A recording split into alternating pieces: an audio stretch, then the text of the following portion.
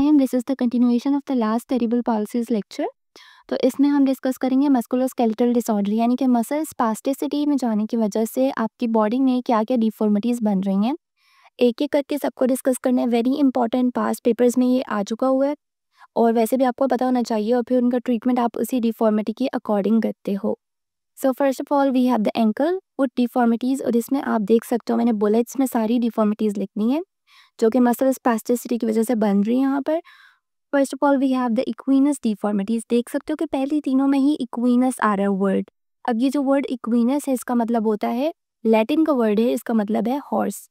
Horse में आप देखते हो कि वो टो वॉकिंग कर रहा होता है, यानी कि इसमें ऐसा मसल कॉन्ट्रैक्टेड है जिसकी वजह से बच्चा टो वॉकिंग की तरफ जा रहा है। और अब हम वन बाय वन करके देखते हैं कि कौन सा मसल कॉन्ट्रैक्टेड है with the help of this model. This model ये आपका फुट है, you have leg up till knee joint, और यहाँ पर पीछे आपको एक मसल नजर आ रहा है। दिस इज योर मसल जिसको हम कहते हैं गैस्ट्रोसोलियस कॉम्प्लेक्स, और सीपी में आपको ज़्यादातर फुट में इसी की डिफॉर्मिटी मिलेगी, इसी की वजह से, इसकी स्पास्टिसिटी की वजह से डिफॉर्मिटी मिलेगी। So as you can see ये मसल अभी अपनी रिलैक्स स्टेट में है, तो आपका पाँव जो है वो बिल्कुल न्यूट्रल पोजीशन में पड़ा हुआ है। अब अगर ये मसल शॉर्टेंड होता है, जब भी मसल कॉन्ट्रैक्ट करता है तो इसकी वजह से कौन सा मोशन होता है। अब ये मसल शॉर्टेंड होगा तो जो इसकी इंसर्शन है वो अपने ओरिजिन के करीब लेकर आएगा, जिसकी वजह से हम यूँ देख सकते हैं ऐसी मूवमेंट कुछ होगी, और नीचे से जो आपका फुट है वो प्लांटर फ्लेक्शन में जाएगा नीचे की तरफ। इस मूवमेंट को हम क्या कहते हैं, जो न्यूट्रल से नीचे ज़मीन की तरफ जा रही है, प्लांटर फ्लेक्शन होती है। ठीक है, बट नॉर्मल लोगों में क्या होता है कि ये मसल कंटिन्यूअसली कॉन्ट्रैक्टेड स्टेट में नहीं होता, तो जब भी आप चाहो तो अपने पाँव को नीचे ज़मीन की तरफ लगा सकते हो। अब जिस बच्चे में सीपीए न्यूरोलॉजिकल डिसऑर्डर है, मसल क्या है, स्पास्टिसिटी में गया हुआ है, यानी कि कंटिन्यूअसली मुसलसल ये एक शॉर्टेंड स्टेट में ही रहेगा, जिसकी वजह से उसका पाँव मुसलसल स्लांटर फ्लेक्शन की पोजीशन में रहेगा। और क्या होगा, अब उसकी सारा वो जब चलेगा तो उसकी हील तो ग्राउंड के साथ टच ही नहीं कर रही, क्योंकि इस मसल ने कॉन्ट्रैक्ट करके हील को अपनी तरफ पुल किया हुआ है। सारा वज़न जो है उसके टोज़ पर आएगा, तो वो यूँ टो वॉकिंग करके चलेगा। वो टो वॉकिंग करेगा, और टो वॉकिंग करने की वजह से जब सारा वज़न उसके पाँव की उँगलियों पर आ रहा है, तो यहाँ पर उसकी फिंगर डिफ़ॉर्मिटीज़ भी डेवलप होना स्टार्ट हो जाएँगी। ठीक है, एंकल पे तो उसकी बन गई डिफ़ॉर्मिटी इक्वीनस, और साथ-साथ हम आगे डिस्कस करेंगे कि उसकी जो फिंगर्स हैं उन पे भी डिफ़ॉर्मिटीज़ बन रही होती हैं। Okay, so this is the equinus deformity, जिसमें किस मसल का मसला आया, गैस्ट्रोसोलियस कॉम्प्लेक्स। अच्छा, ये गैस्ट्रोनीमस मसल है, ये उसकी 2 बेलीज़ होती हैं, ये उसके ओरिजिन पॉइंट्स हैं। फिर नीचे से एक मसल आता है सोलियस, और ये दोनों कंबाइन होते हैं और आपकी बैक ऑफ द हील पर अटैच हो रहे हैं। और ये जो टेंडन है, मोस्ट इंपॉर्टेंट टेंडन, जिसको हम कहते हैं एक्किलीज़ टेंडन इन द बॉडी, ये बैक ऑफ द हील पे आके इंसर्ट हो रहा है। तो this was all. I hope कि इसके बाद आपको इक्वीनस डिफ़ॉर्मिटी की वजह और इसमें कैसे प्रेज़ेंटेशन होती है कभी नहीं भूलेगी। Next deformity is equinovarus. Equinus का तो हमें अच्छे से पता चल गया कि ये वाला पार्ट किस मसल की स्पास्टिसिटी की वजह से है, गैस्ट्रोसोलियस कॉम्प्लेक्स की वजह से। बट साथ में इसमें ऐसा कोई मसल इन्वॉल्व है जो कि बॉडी की मिड लाइन की तरफ आपके पाँव को लेकर आ रहा है, और उस पोजीशन को हम क्या कहते हैं, वायरस डिफॉर्मिटी बनती है। तो 2 मसल्स इन्वॉल्व है। अब एक मसल का तो पता चल गया, हमें पता चलाना है कि वायरस जो डिफॉर्मिटी है वो किस मसल की स्पास्टिसिटी की वजह से आ रही है। तो हम दोबारा से अपने मॉड्यूल को देखते हैं। This is your model.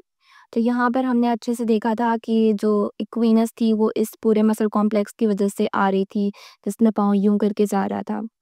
अब उसके नीचे यूँ तो हो गया पाँव, साथ में एक डीप मसल होता है जिसको हम कहते हैं टिबियालिस पोस्टीरियर मसल, जो कि ओरिजिनेट नीचे से कर रहा है, उसी एरिया से कहीं से, और इंसर्ट हो रहा है आपके पाँव के नीचे आके ऑन द मीडियल साइड। ये बिग फुट है ना, जो आपके पाँव का अंगूठा है, वो medial side of the body पर है, ठीक है? उसकी तरफ है, देखो। अब ये मसल जब कंटिन्यूअसली शॉर्टेंड स्टेट में होगा तो पाँव कैसा होगा, यूँ मुड़ जाएगा, ठीक है? क्योंकि अपने ओरिजिन की तरफ उसे खींचेगा कि तुम मेरे करीब आओ, ठीक है? तो यूँ करके कुछ पाँव की पोजीशन बनेगी आपकी। तो एज़ यू कैन सी यहाँ पर गैस्ट्रोसोलियस मसल की कॉन्ट्रैक्शन की वजह से पाँव क्या जा रहा था इक्विनस में, और साथ हमने देखा कि tibialis पोस्टीरियर मसल की कॉन्ट्रैक्शन की वजह से पाँव जो था वो आपका toward the mid line of the body यूं करके मूव कर गया था। और इस पोजीशन को हम क्या कहते हैं जब ये वाली बन रही हो, सो यू से दैट कि पाँव जो है वो सुपिनेटेड है और toward the mid line of the body है, यानी कि इन्वर्जन की स्टेट में जा रहा है। सो ये सारी आपके पास डिफॉर्मिटी बन जाती है। कौन से दो मसल की? Equinovarus deformity due to gastrosoleus complex and tibialis posterior muscle की वजह से। तो जब बच्चा इस डिफॉर्मिटी के साथ आएगा तो आप स्ट्रेचिंग भी इन दोनों मसल की करवाओगे। Now we have equinovalgus deformity. हमने ऊपर वायरस को भी सारा डिटेल में डिस्कस किया। अब ये बिल्कुल इसके ऑपोजिट डिफॉर्मिटी बन रही है। वहाँ पर कौन सा मसल ग्रुप इन्वॉल्व था? जो कि आपके पाँव के मीडियल साइड पर था। तो वेल्गस के लिए मसल वो इन्वॉल्व होगा जो कि लैटरल साइड पर है पाँव के, ठीक है। So we will see from the model. यहाँ पर हम देख सकते हैं वायरस को आप याद करो क्या था, ये मीडियल साइड आपकी बॉडी की बनती है, उंगलियों से पता चलता है। देखो ये बिग फुट है, यानी कि ये मीडियल साइड है बॉडी की। यहाँ पे मसल कॉन्ट्रैक्ट करता था तो पाँव का क्या होता था? वायरस डिफॉर्मिटी बनती थी। अब चले जाओ तो यहाँ पे देखो ये सबसे छोटी फिंगर है, ये क्या है? Lateral side of the body है। यहाँ पर एक मसल ग्रुप होते हैं पिरोनियल मसल्स। इसमें दो मसल इन्वॉल्व हो जाती हैं। पिरोनियल लॉन्गेस्ट है आपके पास, ठीक है, ये वाला, एंड द पिरोनियल ब्रेविस, छोटे वाला मसल।